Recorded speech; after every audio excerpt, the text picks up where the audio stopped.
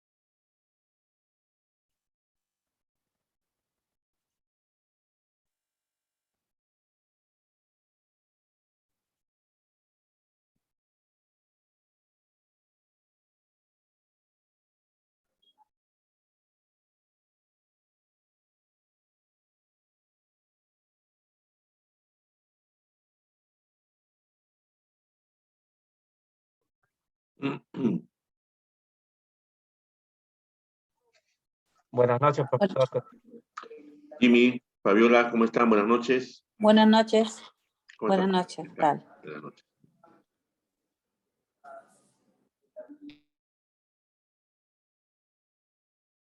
Vamos a continuar con lo que nos toca esta semana y voy a empezar compartiendo pantalla con ustedes. A ver, un ratito, por favor.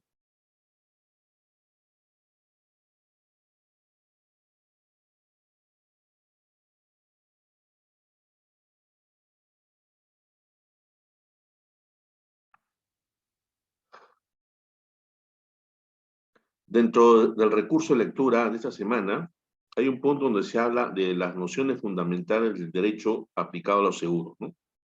Se sabe que la palabra derecho, ¿no?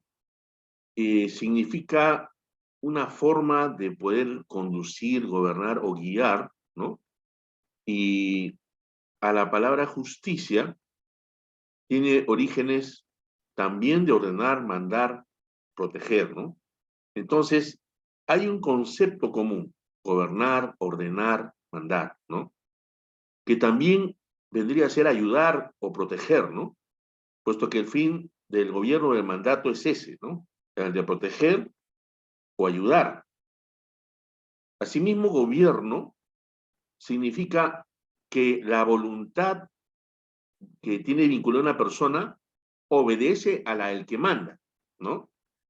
De esta manera, el significado de la palabra derecho da la idea de rectitud en la conducta del ser humano por estar sometido a las normas o las leyes, ¿no? Entonces, podríamos sacar una conclusión que el derecho, que es la regulación de la vida social del hombre para alcanzar la justicia. La norma jurídica tiene 5 componentes principales, ¿no? Primero está el sujeto, cuál es el objeto, cuál es la relación jurídica, cuáles son las sanciones y la coercibilidad. El sujeto, ¿no? Es la relación entre dos sujetos que se denominan sujetos de derecho, ¿no? Uno de los sujetos es el titular sobre el que reposa la obligación, ¿no? De indemnizar. Pueden ser sujetos de esto las personas naturales, ¿no? O jurídicas, individuales o colectivas, ¿no? El sujeto individual, ¿no? El hombre considera en sí mismo como persona. Son sujetos colectivos determinadas agrupaciones de personas a las que el derecho atribuye ese carácter. En términos generales, ¿no? ¿Cuál es el objeto? Es que el derecho, ¿no? de esta norma jurídica, el objeto es los elementos de la relación jurídica, ¿no? Es lo que el fin que persigue este derecho como uno de los elementos de esta relación jurídica. Ahora, la relación jurídica es el concepto fundamental en donde se establece que el derecho es bilateral, ¿no? Hay una relación bilateral en la conducta humana. Es la relación que se establece entre los sujetos y el objeto de la norma. Sanción es la consecuencia de violar la norma, ¿no? Es lo que se tiene que pagar como consecuencia de infraccionar los deberes que las normas imponen. Coercibilidad es el poder que tiene el Estado y que te puede obligar al cumplimiento de la norma, inclusive hasta con el empleo de la fuerza para el cumplimiento de dicha norma. Debemos tener en cuenta que existe el derecho público y el derecho privado, ¿no? Aunque, si bien es cierto, el derecho es solamente, esencialmente uno, hay divisiones y subdivisiones, ¿no? En base a una sistemática. Entonces, podemos mencionar que el derecho público interno es el constitucional, administrativo y tributario penal. El derecho público externo es el internacional y público. Y el derecho privado es el derecho civil, comercial, donde está incluido el seguro, derecho minero, derecho rural, aeronáutico e internacional. Como adjetivo, se define también como un conjunto de normas que apuntan a la realización del derecho sustancial, derecho procesal civil, derecho procesal penal, los procedimientos privativos, tanto del trabajo, agrario y de justicia militar.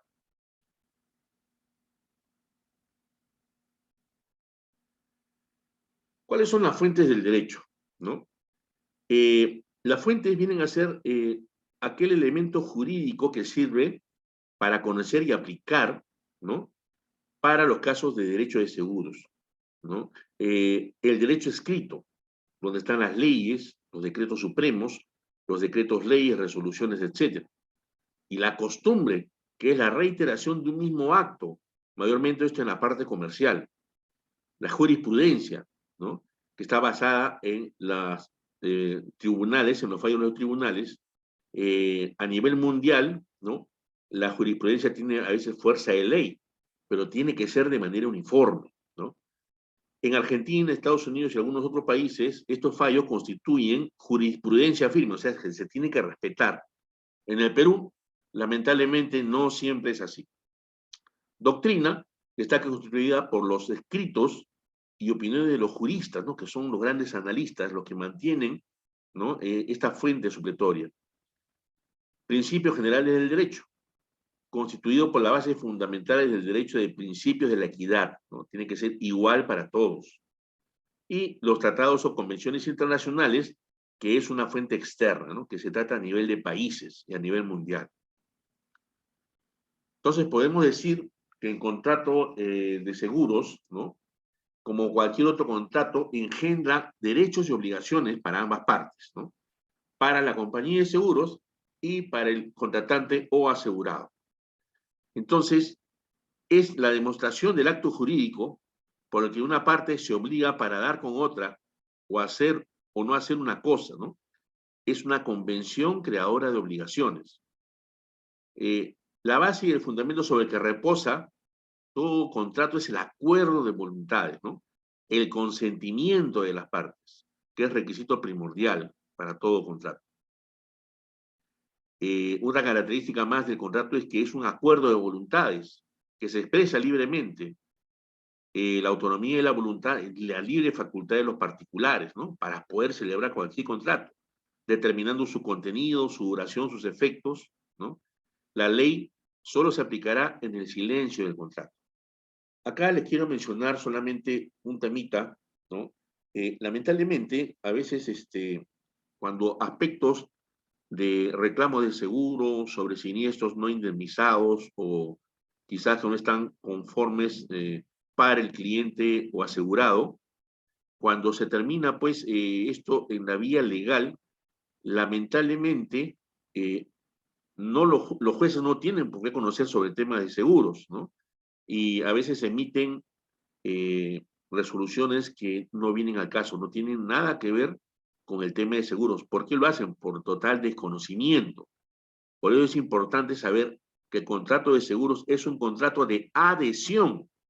En un contrato normal comercial se juntan dos partes, ¿no? Que están acordando un acuerdo comercial y generan las obligaciones y derechos de manera recíproca, ¿no? Tienen la facultad y el poder de hacerlo, cada una por su lado, ¿no? Cuidando sus intereses. Sin embargo, en un contrato de seguros, la compañía de seguros es quien emite este contrato y el asegurado contratante es quien se adhiere a este contrato. O sea, recibes todas las condiciones, todas las obligaciones ya escritas y enumeradas por la compañía de seguros. En este caso, estamos hablando de las condiciones particulares, generales, cláusulas, ¿no? Deducibles, franquicias, cualquier tipo de indicativo que aparezca en este contrato lo hace la compañía de seguros. Y ahí la gran diferencia. Por eso es que a veces los conceptos que aplican, lo aplican como que si el asegurado hubiese tenido la oportunidad de poder haber redactado la póliza, cuando no es así. Por eso es que cometen una serie de aberraciones en sus resoluciones. Disculpen, pero es la verdad y la experiencia que yo he tenido, ¿no? Cuando he ido a los juzgados para defender una posición de mi compañía. Ahora, el contrato de seguros también tiene características propias, ¿no? Es bilateral porque las dos partes contratantes, ¿no? Se les generan obligaciones para las dos, como ya lo he mencionado, ¿no? Y es oneroso porque las dos partes se graban, ¿no? En beneficio de la otra. Una paga la prima y otra paga la indemnización. Es aleatorio porque, ¿no? Las prestaciones del asegurado y del asegurador están sujetos siempre y cuando ocurre esa contingencia incierta que se indica en la póliza, que va a generar una pérdida, ¿no? Pese a que en la emisión de las pólizas, las compañías de seguros hacen un análisis de la ley de los grandes números y el cálculo de probabilidades, ¿no? Pero esta parte aleatoria tiene mucho que ver con el riesgo, ¿no? El riesgo tiene que ser una cosa que sabemos que puede suceder, pero no sabemos cuándo va a suceder, ¿no? Si supiéramos cuándo va a suceder, entonces no sería un riesgo, ¿no? Sería una certeza. Es solemne porque se perfecciona y prueba por escrito con el documento en sí, ¿no? Entonces ya constituye un documento jurídico, ¿no? Y esto lo indica la resolución SBS 3199 del año 2013, ¿no? En donde se establece que la póliza formaliza el consentimiento del contrato de seguro. Es condicional porque el plazo de la indemnización está subordinada a la condición de realización del siniestro, ¿no? Si no hubiera siniestro, no va a haber indemnización. Entonces, está condicionado a un hecho futuro e incierto que suspende o resuelve la eficacia del contrato. Esta decisión, como ya lo hemos explicado, en cuanto a que habitualmente, ¿no? El asegurado no puede discutir las condiciones libremente con las compañías de seguros, ¿no?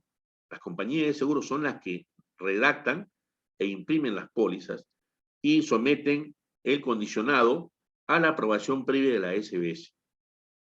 Es de ejecución continuada o de tracto sucesivo, como suelen denominar pues, los entendidos en el derecho civil a aquellos contratos cuya ejecución no es instantánea, ¿no?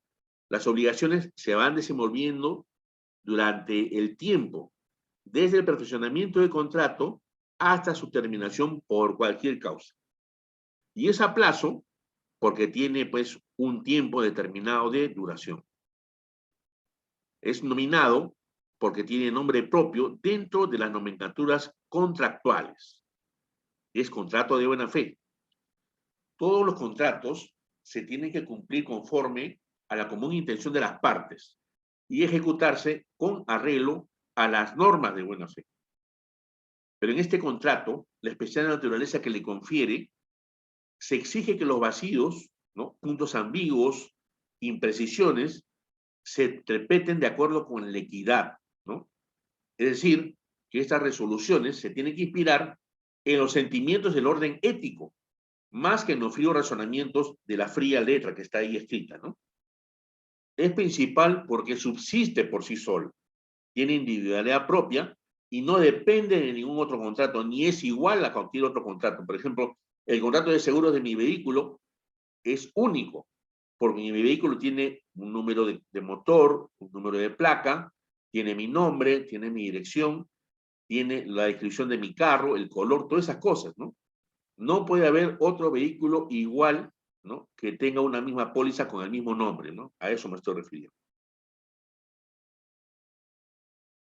Ahora, en el contrato de seguro también podemos identificar que hay elementos materiales, ¿no? El primer elemento y el más importante es el riesgo, ¿no? Sabemos que este tiene que ser futuro, hacia adelante, que pueda ser posible y fortuito, o sea, que sea casual y que no esté previsto, ¿no? que sea concreto y lícito, o sea, que esté amparado por la ley, ¿no? Yo no puedo asegurar un carro robado, ¿no?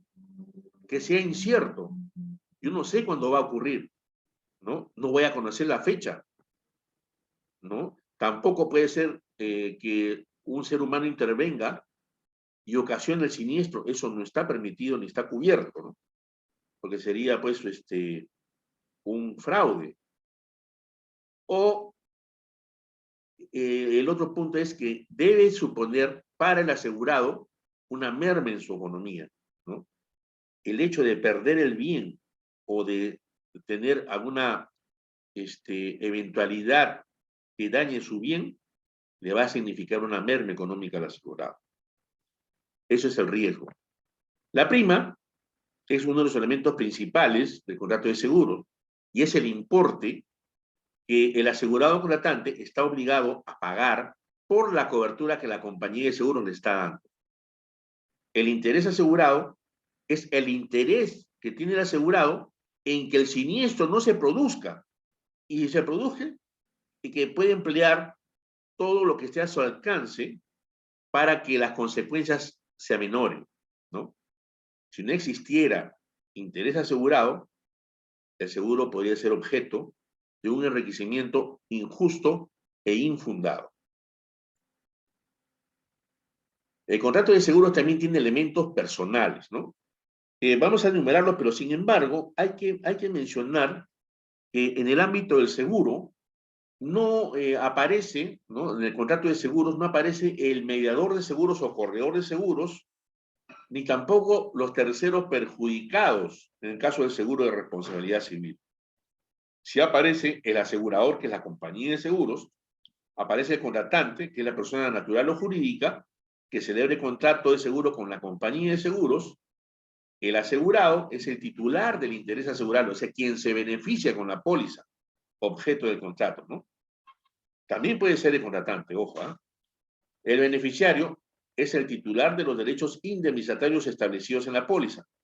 Puede suceder, pues, que yo me compro mi carro financiado con el banco, ¿no? El banco emite una póliza y esa póliza sale con un derecho, con dos sucesión de derechos, ¿no?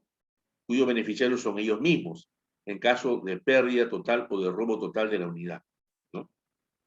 El corredor de seguros, ¿no? En la suscripción de un contrato de seguros puede intervenir un corredor de seguros, y es más, como yo se lo vengo diciendo desde la primera semana, debe siempre aparecer un corredor de seguros al lado de un cliente o de un asegurado, ¿no? ¿Para qué? Para que lo pueda asesorar de manera acertada, ¿no? Y en base a sus conocimientos que ha obtenido. Para determinar el corredor de seguros se utiliza una carta de nombramiento, ¿no? Que se extiende a favor de determinado corredor. Con esta carta, el corredor queda facultado para realizar actos administrativos de representación, más no de disposición de dinero, ni para pago de primas, ni para pago de franquicias o deducibles. Ya hemos hablado en semanas pasadas sobre los principios jurídicos del contrato de seguro, ¿no? Voy a enumerarlos solamente. El principio de la máxima buena fe, el principio de la mutualidad, ¿no? Todos para uno y uno para todos, el principio de interés asegurable, que hace un ratito lo acabo de mencionar, el principio de indemnización, que es la principal obligación de la compañía de seguros, el principio de la causa adecuada, ¿no?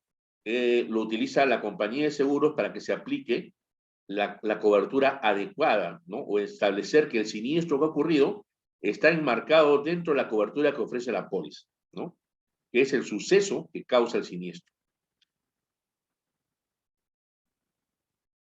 Ahora, también muchos conocemos la solicitud del seguro, ¿no? Sabemos que todo asegurado tiene la obligación de declarar, poner en esta solicitud antes de que se celebre el contrato de seguro, ¿no? Tiene que informar todos los hechos, ¿no? O circunstancias que conozcan sobre el riesgo que está trasladando la compañía de seguro. Puede ser un bien o puede ser su vida o su salud.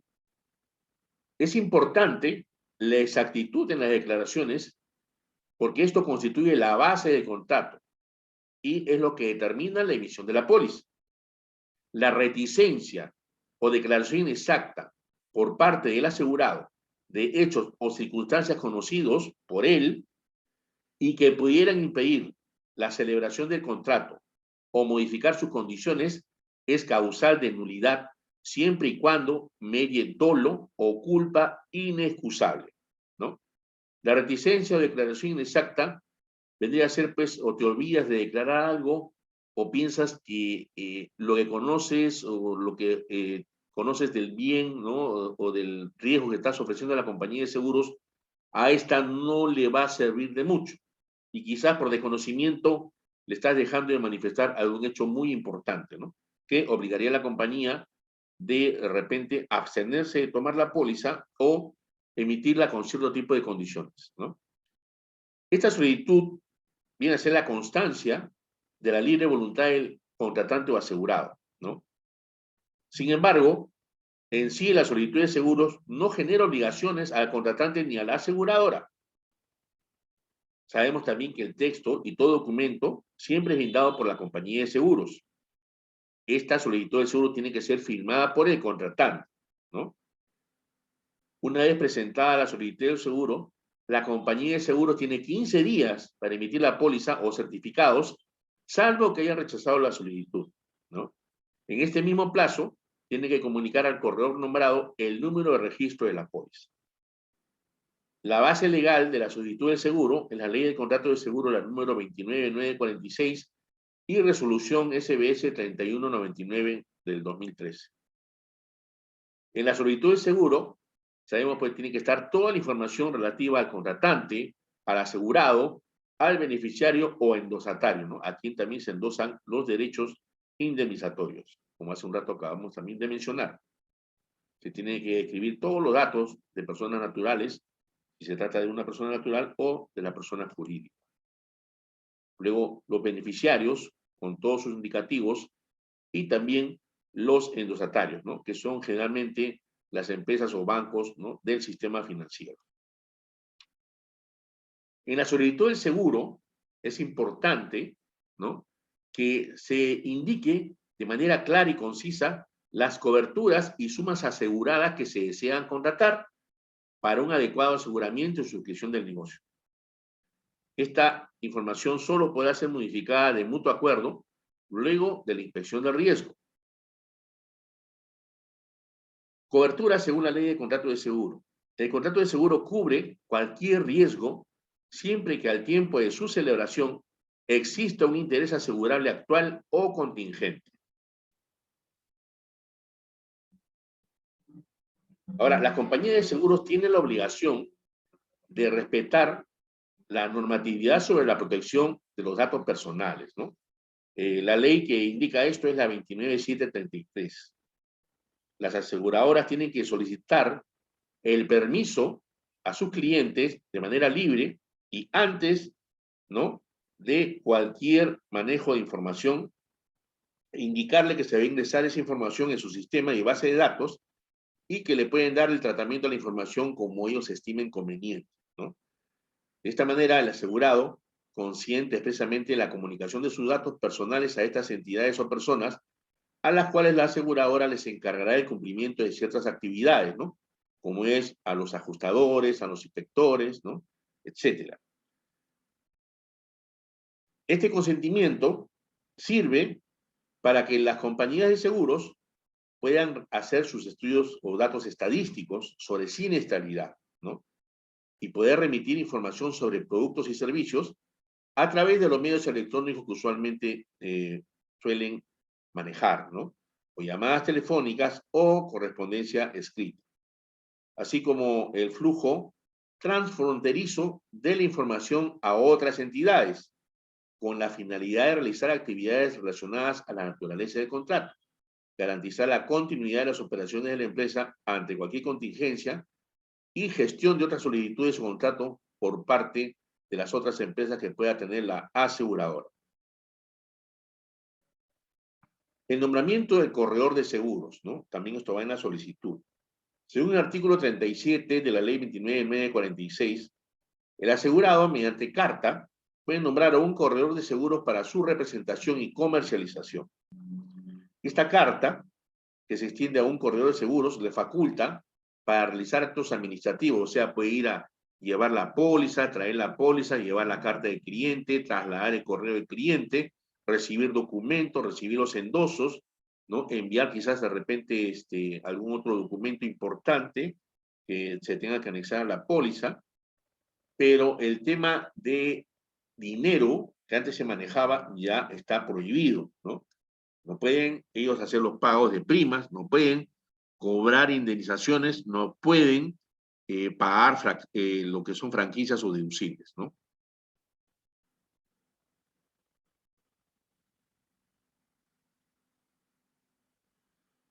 En lo que es la póliza electrónica, creo que también lo vimos, ¿no?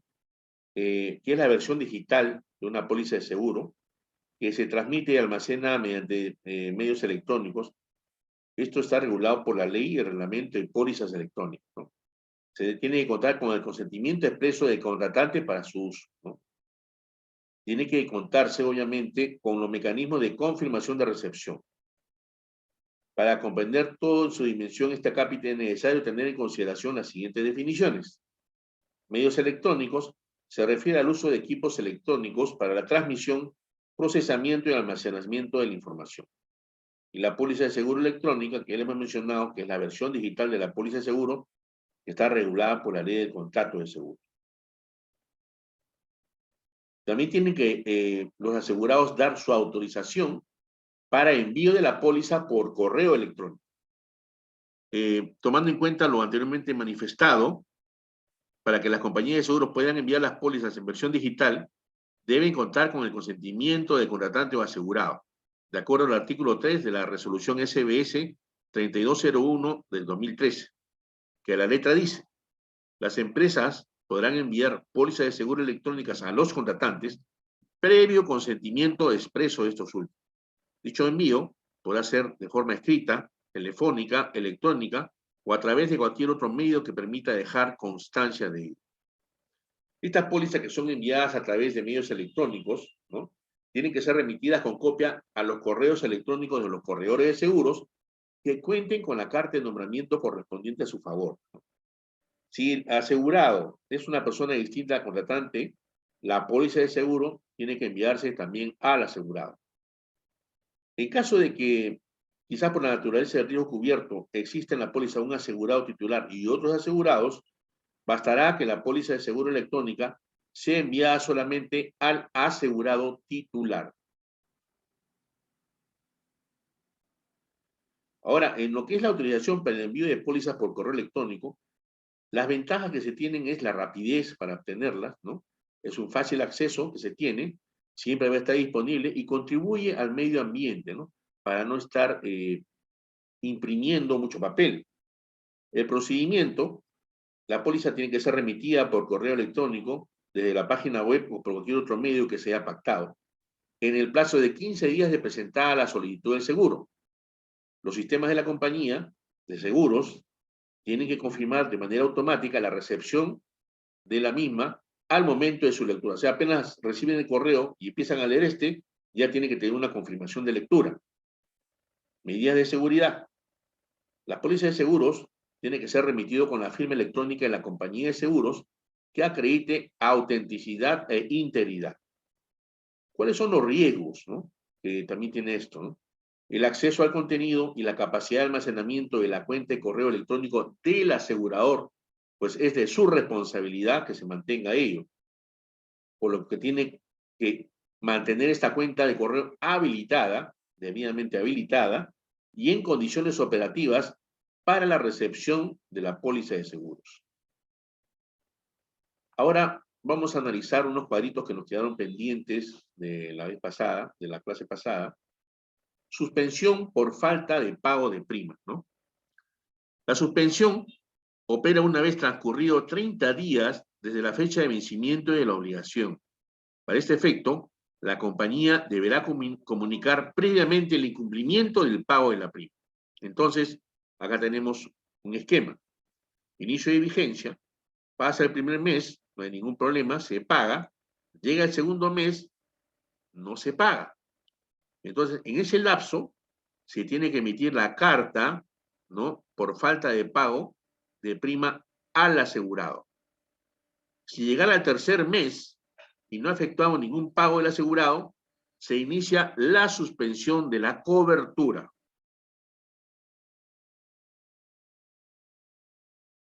Luego viene a su vez la resolución por falta de pago de prima, ¿no? Estando suspendido el contrato por falta de pago de prima, se puede optar finalmente por la resolución del mismo. Se considera resuelto contados 30 días desde que el contratante recibe tal comunicación. Usamos el esquema anterior, ¿no? Hasta el tercer mes es lo mismo, pero acá del tercer mes para adelante dice, a partir del día siguiente de iniciada la suspensión, la compañía puede comunicar por escrito su decisión de resolver. El contrato se considera resuelto a los 30 días contados desde que el contratante reciba la comunicación, ¿no? Acá se le envía, al tercer mes se le envía la carta por incumplimiento de pago, pasan 30 días más y ahí se le comunica la resolución del contrato. Hay una palabra que es importante explicarles, ¿no? El tema de la reticencia y o declaración inexacta. Es un tema que quisiera, por eso los comentar, a ver si me dan un tiempito. Este tema es importante entenderlo, ¿no? ¿Qué cosa quiere decir la reticencia y o declaración inexacta, ¿no?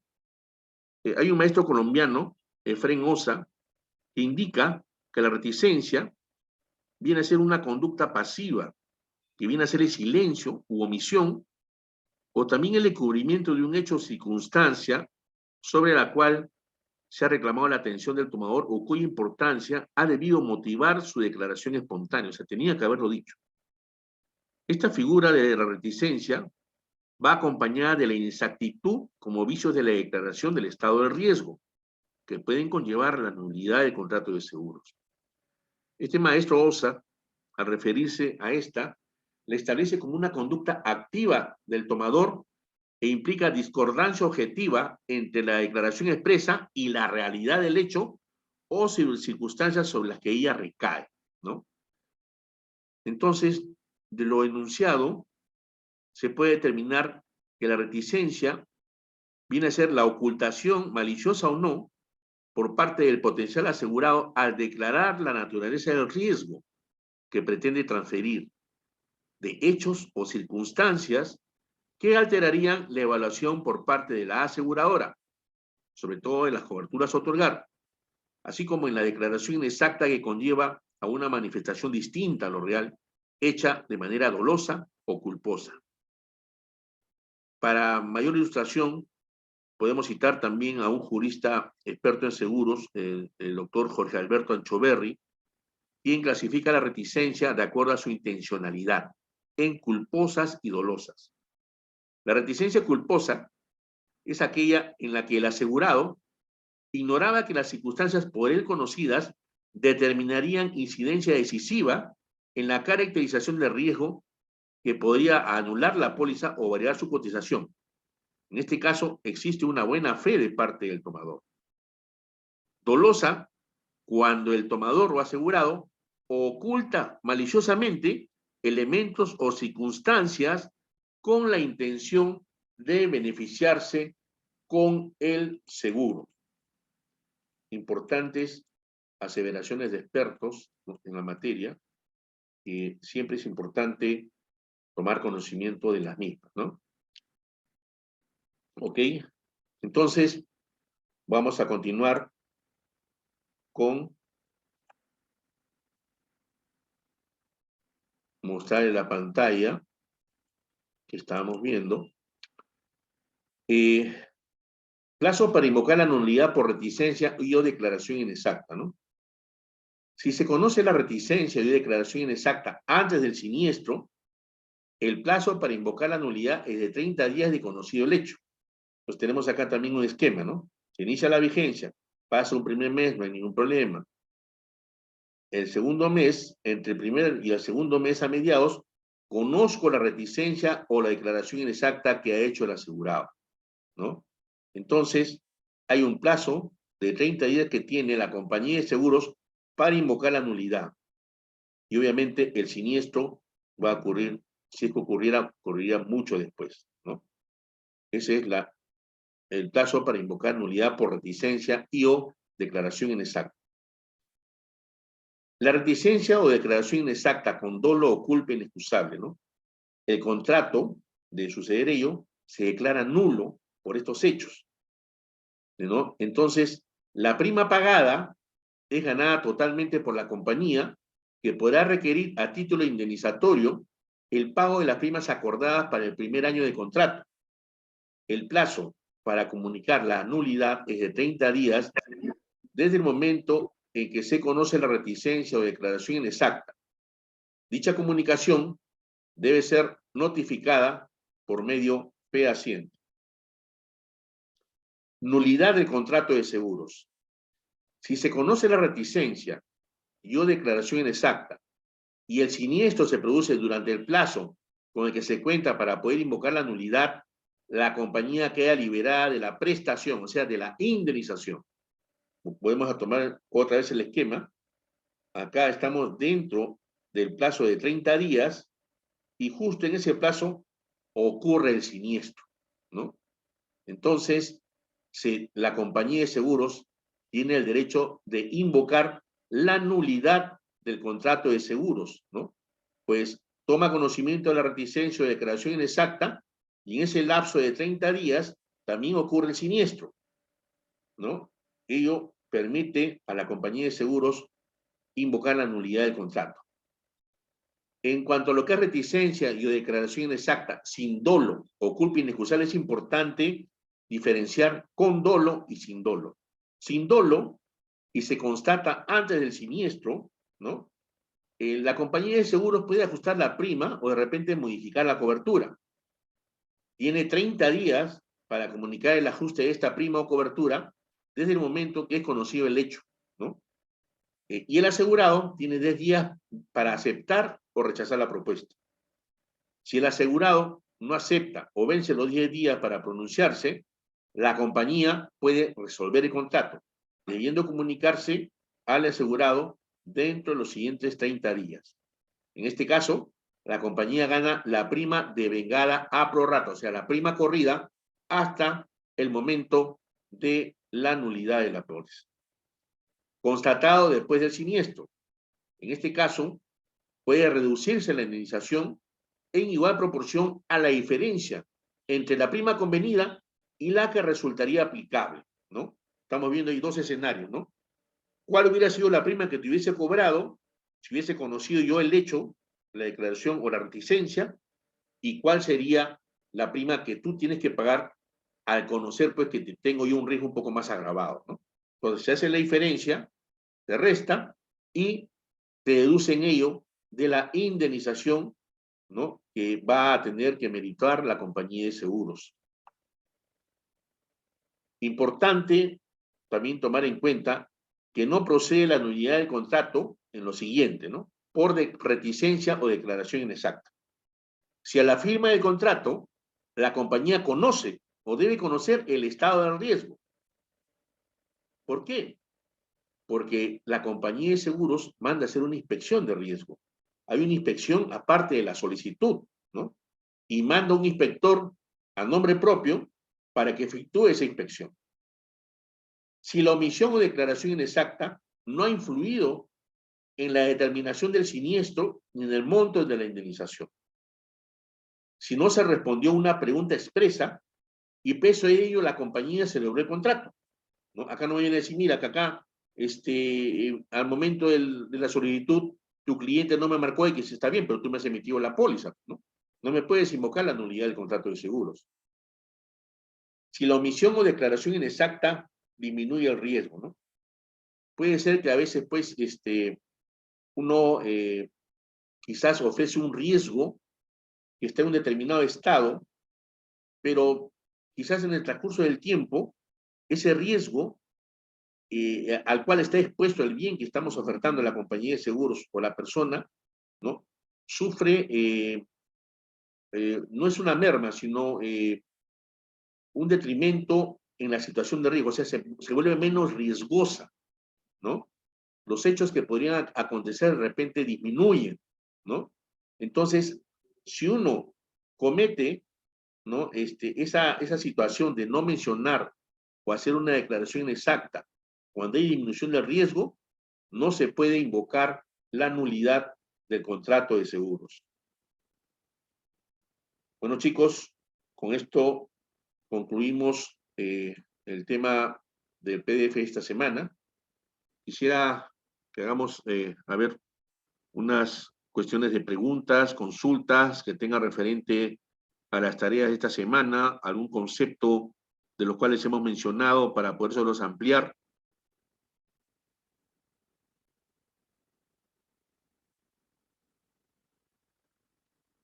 ¿Me están escuchando? O de repente he hablado en vano. Caramba. Fabiola, Jimmy, María. No, profesor, gracias. ¿Sí? ¿Todo bien? No, profesor, ninguna duda. Sí, todo claro, gracias. Ok. Jimmy, María, José.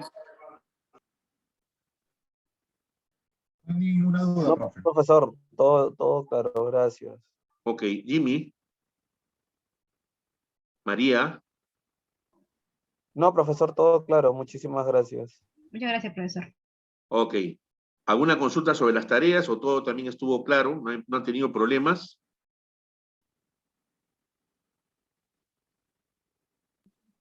Todo claro, profe, por el momento. Ok. Ok. Entonces, qué bueno que hayamos podido terminar con tiempo esto. Procedo a despedirme hasta la siguiente semana. Por favor, reitero y agradezco, ¿no?, a aquellos que están cumpliendo con las tareas ya de manera anticipada, y también invoco a los demás para que no se embullan dentro de lo que son los atrasos, ¿ya? Porque eso no conlleva obtener buenas notas. Yo trato siempre de dar todo mi apoyo, estoy todas las semanas atrás de ustedes, al menos de las personas que están debiendo tareas, dándoles oportunidades, pidiéndoles que por favor se pongan al día, llamándolos por teléfono, averiguando cuál es el problema que tienen, enviándoles WhatsApp. Sin embargo, a pesar de ello, a veces no recibo respuestas, ni de WhatsApp ni de teléfonos. Pero bueno, es parte de mi trabajo y yo deseo siempre que aprendan sobre lo que estamos llevando en este curso. ¿Ok? Bueno, aprovecho en agradecerles su atención. Nos estaremos viendo ya la siguiente semana. Muchísimas gracias. Cuídense, familia. Buenas noches. Gracias, buenas noches.